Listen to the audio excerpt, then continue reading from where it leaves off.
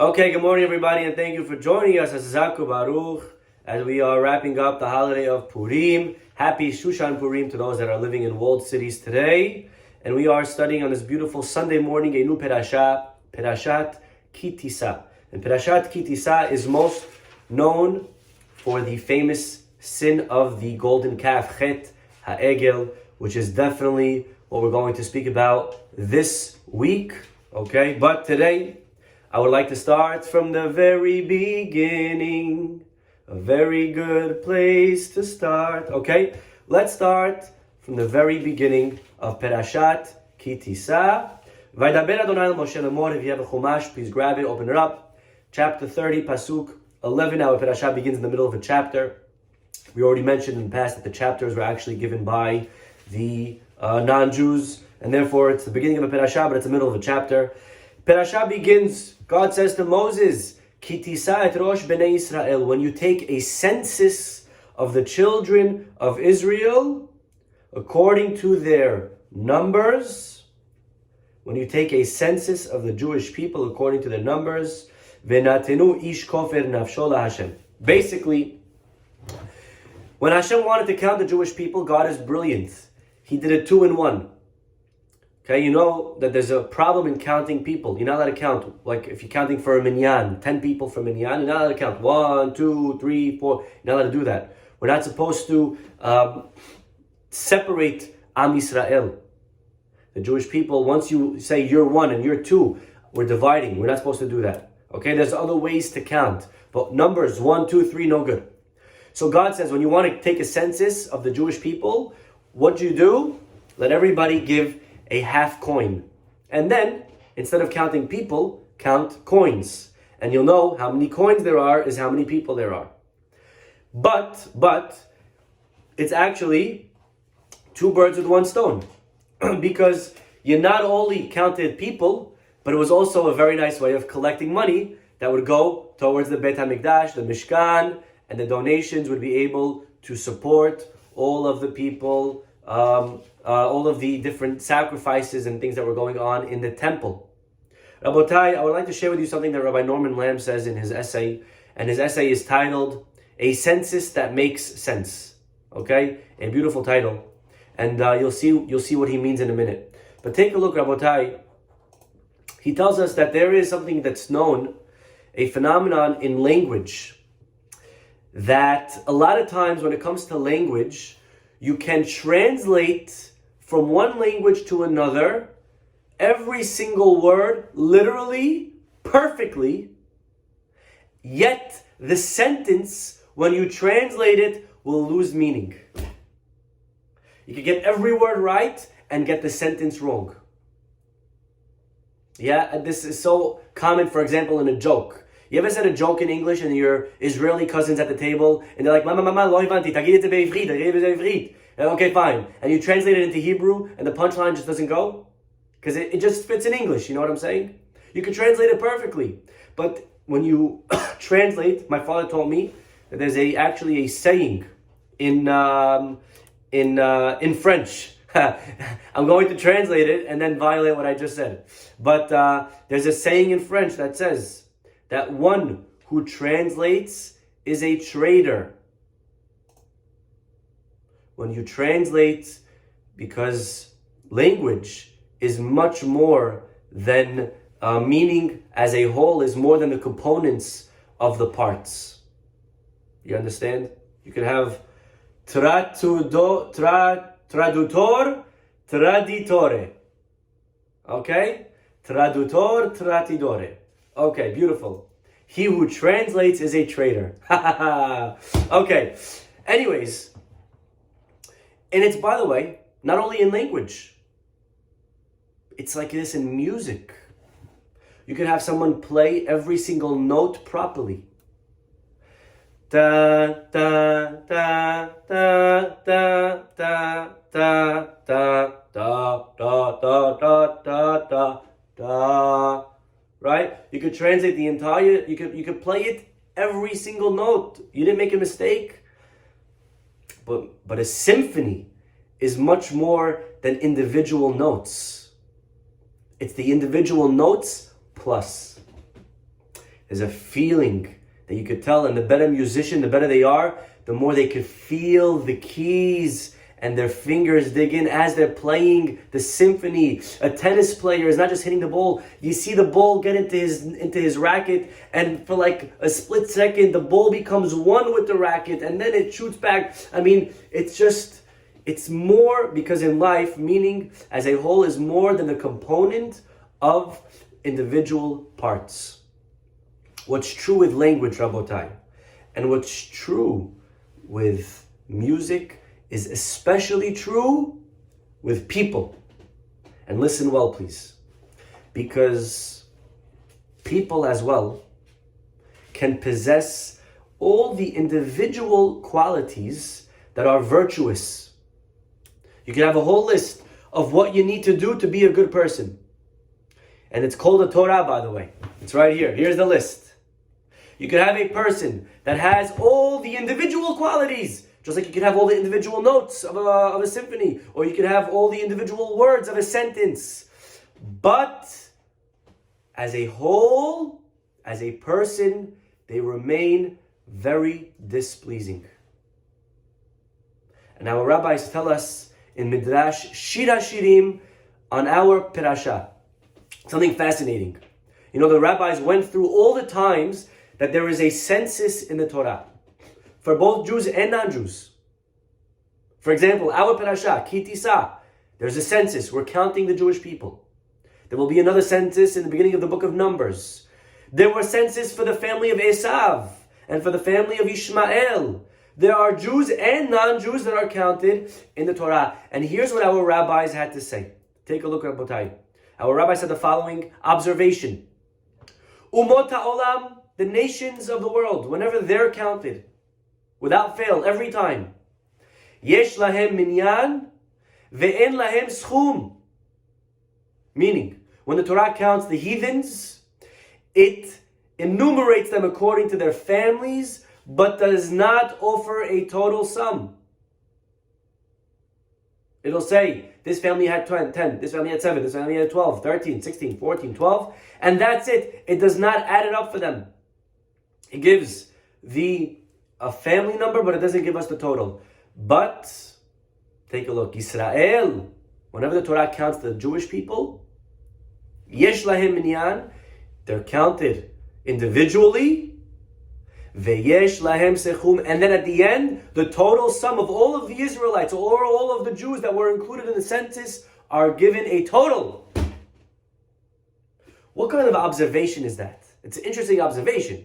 And it's true. You look, everywhere the Torah counts Jews, and it counts them individually, and then it says, and this all equals, for example, the tribe of Reuven had this amount, Shimon had this amount, Levi had this amount, and the total is 603,000, right? But the Goyim, the heathens, when they're counted, we only count the families. We don't give you the total at the end. What is the Torah trying to say? Is this the rabbi's way of saying that Jews are bad at math? And so we had to tell you and what the total is because you don't maybe have a calculator on you, which is not true, right? Jews are very good in math. We are the accountants. What exactly is the message of the rabbis? Says Rabbi Lamb, it's exactly this point that we were saying earlier, and that is that in life, you could sometimes have all of the numbers lined up, but the totality, the sum of all the parts is missing. And the Torah requires for a Jew to be more than just the individual components. For a Jew, it has to not only be counted, not only a census, but it has to make sense. Rabotai, this idea of adding up, this idea of totality, of integrating what we learn into our personality. A person can keep everything, every halacha. A person can follow all of the rules. You can translate every word literally. But the person, after it's all done, can remain lacking, can remain empty. The Torah is therefore telling us a Yisrael, a Jew, must have minyan and must have sechum. You know what this is called, by the way? There's a sentence for this. There's a phrase that we give to somebody who on paper can't really say what they're doing wrong. But take a step back, and there are just everything wrong about them. That's called, says that Ramban, fantastic line. You ready? 3 words. Naval birshut haTorah. Naval is like a carcass. Naval is something disgusting. They're a naval with the permission of the Torah. And again, it's with permission of the Torah because they'll come to you and say, show me where the Torah says that you're not allowed to get high every Saturday night. Show me, Rabbi. I follow halacha. Show me where it says that you're not supposed to do X, Y, and Z. You don't follow it. Show me where it says, and such a person, they give ma'aser, they give tzedakah, they follow the Torah. They'll see a person that needs help, they'll help them up. But sometimes, Rabotai, we miss the point. You can have all of the individual mitzvot lined up, and they miss the point. My brother told me a great joke. There was once two people that were talking with each other right after the holiday of Purim. So here we are. And they started conversing, and one says to the other, so, who did you fulfill the mitzvah of Matanot LeEvyonim with this year? Who'd you give your charity to? Which pauper? And his friend says, oh my gosh, me? You don't understand. The guy that I found, the poorest guy, I did the mitzvah the best way possible. He says, really? Tell me how. He says, you don't understand. This guy that I found, he is so poor. He's 3 months behind on his rent. Hazit, the guy, his kids, he's paying 1% of what the tuition price is, and even that he's still behind on. His friend says back to him, that's nothing. Me, the guy that I gave to tzedakah this year for Purim, they're online collecting food every single day. They're taking people's hand-me-downs and clothing that are torn, and they, not only they're behind, they're living in a shelter with their kids, and this and that and the other. And his friend says back, wow, that guy's Hazit really poor. Tell me, who is it? I would love to help them out. And the friend says back, you crazy? I'm not going to tell you. I want to save them for next year. Right? Sometimes we did the mitzvah the right way, and we completely missed the point of what tzedakah was meant to accomplish. To integrate Rabotai is what the Midrash is teaching us. You could be following the Torah. You could be Birshut HaTorah and still remain empty, following every halacha and not understanding what the Torah wants from the halacha. And so, for example, sometimes a person may ask me, Rabbi, how can it be that such a person, and again, I hate stereotyping, but they'll show me a specific person and say, look, here's this guy, goes to minyan every morning, has beautiful beard and big kippah and peot and everything, and yet such a person so obnoxious, such a person so nasty, such a person, they look so religious and they act so religious, but look, they double park and they're blocking people in and they're stopping traffic and this and that and the other. How could it be? How could it be? I don't understand. And the answer is, Yesh Naval Birshut HaTorah. It is possible for a person to keep every halacha to the most chumrah possible. Halav Yisrael, and Kemach Yashan, and the biggest kippah, and the longest skirt in the world, and everything mahmir, elbows, and whatever you want, tzeniut, and missed the exact point of integrating all of that into a beautiful symphony. Umot ha'olam, the nations of the world, yesh lahem minyan. They have a census, ein lahem schum, but they don't integrate it. They don't add it up. The Torah says for a Jew, we must have the individual parts and we must add it up. And so, for example, Rabotai, and there are many examples, but it is possible, and I hope I'm not hurting anyone's feelings right now. And again, I don't know your personal level of religion, so I'm not talking to anyone specific. But it is possible that you keep Shabbat your entire life, and you never violated a single halacha, but you completely violate Shabbat. It is possible that you follow every halacha of Shabbat, but you never kept Shabbat once in your life. I'll give you an example. Rabotai, what is Shabbat about? Was Shabbat just a day to rest? Was Shabbat just about sleeping, resting from physical? Is that what Shabbat's about? Why does God want us to rest on Shabbat from the physical? It's not just to rest physically. It's so that we can now be free to work on our spirituality. If a person is going to go and rest on Shabbat and sleep for 25 hours and spend their entire Shabbat resting physically, but not thinking about their lives spiritually, they completely miss the point of Shabbat.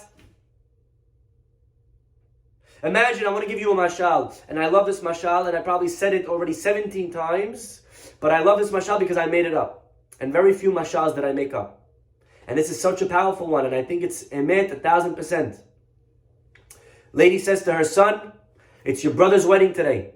You better make sure you're showered, you're shaved, haircut, dressed, your tuxedo. You get to the hall at 6 p.m. Don't leave until 2 a.m. And don't you dare bring your phone, young man. No phone. I know you're going to bring your phone. No phone. You got it? He says, Mommy, I got it. He goes, showers, shaves, haircuts. He gets his tuxedo. He gets to the hall at 5:30. He doesn't leave till 2:30. And he doesn't bring his phone.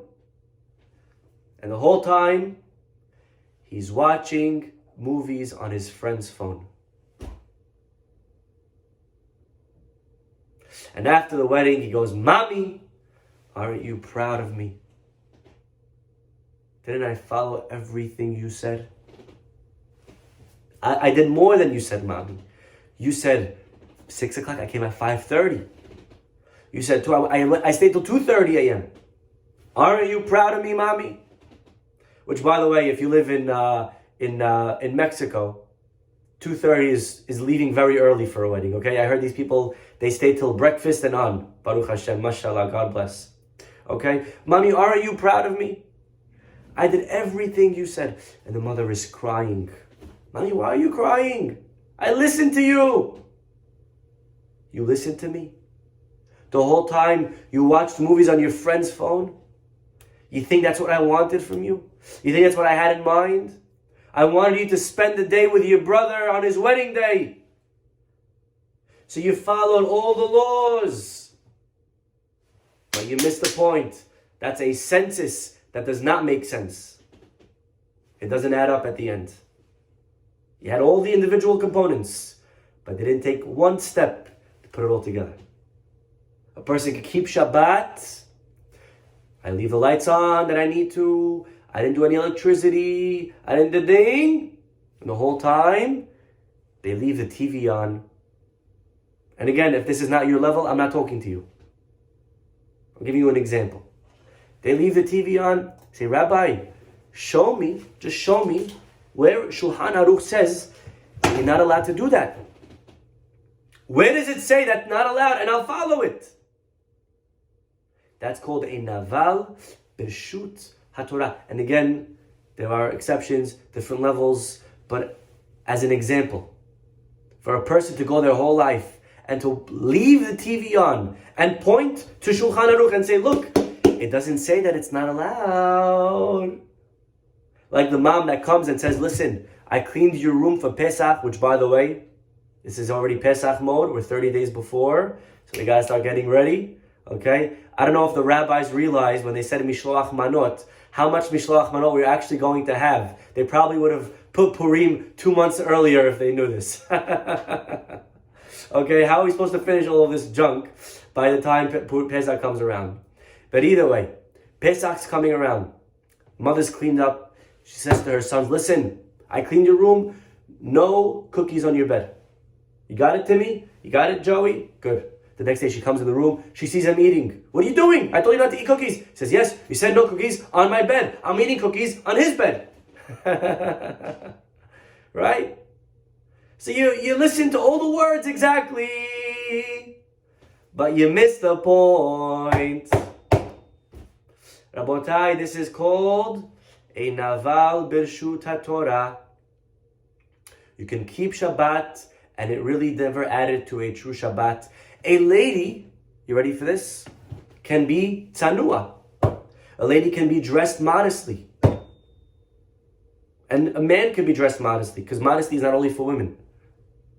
You can follow all the laws, covering exactly up to the inch of the elbow, of the knees, of the whatever, the collarbone, every halacha, and you're still not modest.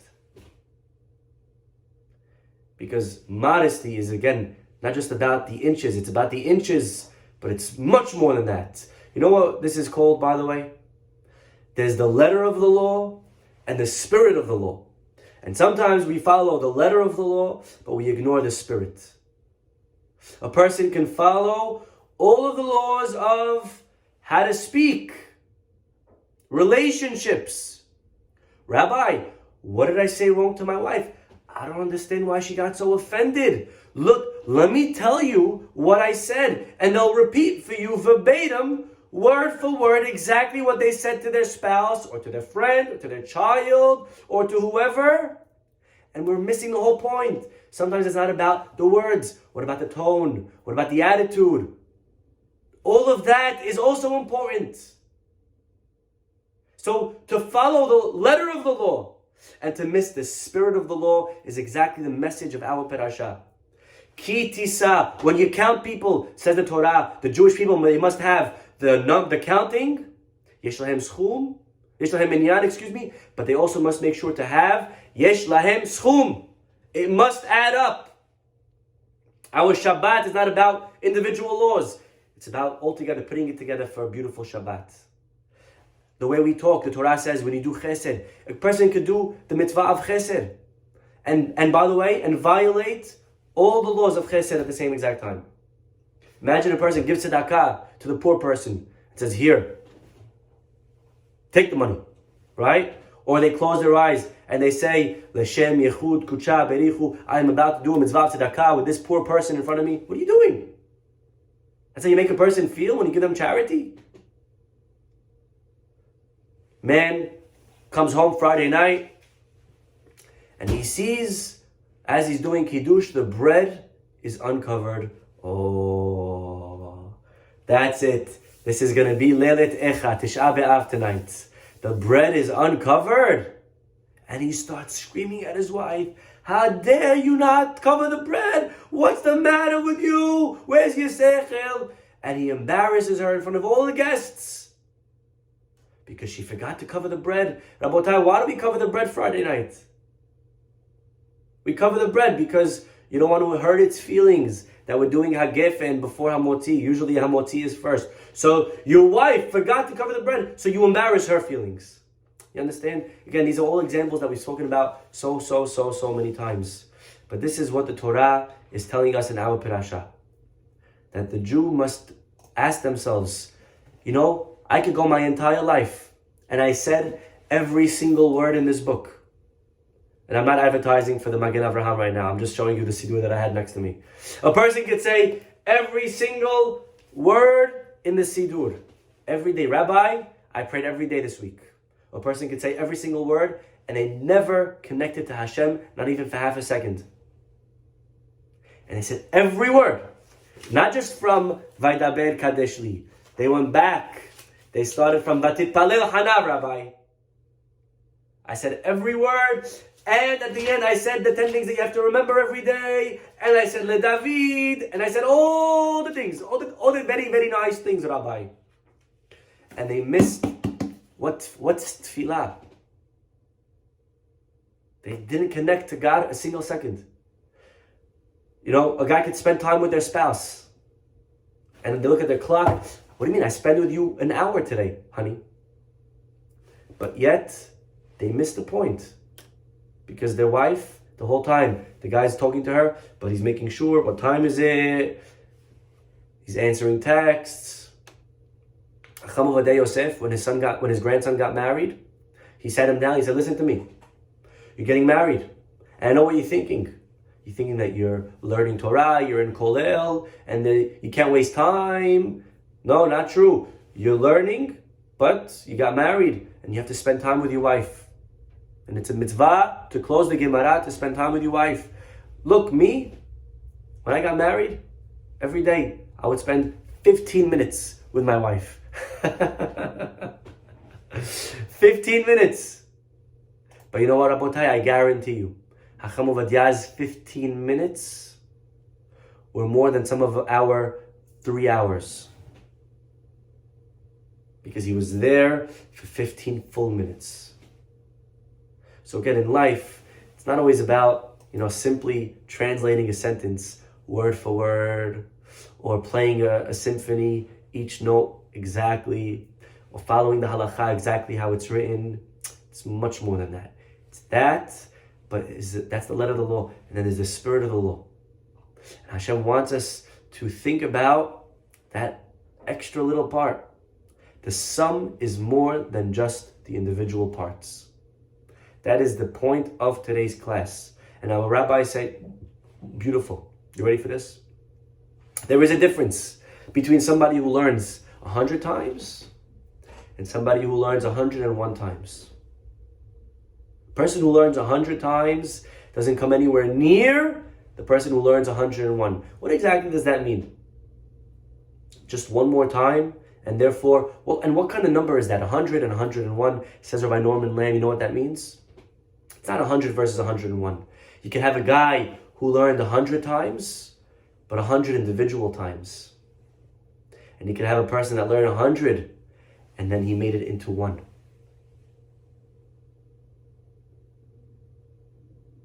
To make it part of us. To integrate what we learn. To integrate the prayer. To integrate chesed. To integrate Shabbat. To integrate kosher. To integrate, right? You could keep the laws of kosher. And in the meantime, you're eating not healthy. In the meantime, you're eating like a glutton. Stuffing our faces. And there's no halakha that says you can't do that. But let me tell you something. A person that week revolves around food, breakfast, huge meal. And then brunch, huge meal. And then lunch, huge meal. And all day long, all they do is eat. And it's all badat bet Yosef. Top kashrut possible. That's a glutton. You know what we call a glutton? That their life revolves around eating? Naval birshut HaTorah. Yeah, you're following every halakha exactly the way the halakha says it, but you missed the point, my friend. So this is a challenge, Rabotai, from our parasha. Our parasha reminds us that the umot ha'olam yesh minyan ve'en sechum. The nations of the world, they maybe have minyan, but a Jew must make sure to have totality. To take what we do every day. When we're learning, a person that's learning Torah, and then someone asks them for a hand. I can't, I'm learning. They're missing the point. They're learning, right? It's the rabbi in yeshiva, right? They were learning Masechet Baba Kama, speaking all about the laws of damages, and what do you do if you have an ox, and what happens if a guy digs a pit in public property. And it was the top yeshiva in Israel, and all of the kids were learning, the best learners, the best minds of the decade. And they're learning it from A to Z with all of the mefarshim, and all of the commentaries, and all of the poskim. And one day the Rosh Yeshiva comes, and he places on the floor of the Bet Midrash, he places like a branch. And all the kids walk in, and on the way they're about to fall, and they see it, and they walk right over it. And they all come into the Bet Midrash that day, and they start learning away, preparing for the shi'ur. And the rabbi gets up there after 3 hours of preparation of all the kids, and he delivers his sermon. And before he speaks, though, he says, guys, I want to tell you something. You're all learning amazing, but it's zero. You've been learning for 6 months now about damages in public property. Every one of you walked in today. Not a single kid moved the branch from the door. You're learning what it means and this and that. To integrate it, Rabotai. Very difficult. But the Jewish people, we have minyan, we have sechum. Not just to count what we do, but to make what we do count. Not just to have the individual components, but to have the whole to all add up together. To make sure that we avoid being a naval, b'shut HaTorah, that we avoid being person that follows halacha but completely violates it at the same exact time. May we be zocher, Rabotai, to internalize all of the laws that we follow, to integrate everything that we do every single day. Be'ezrat Hashem, have a wonderful day. Amen.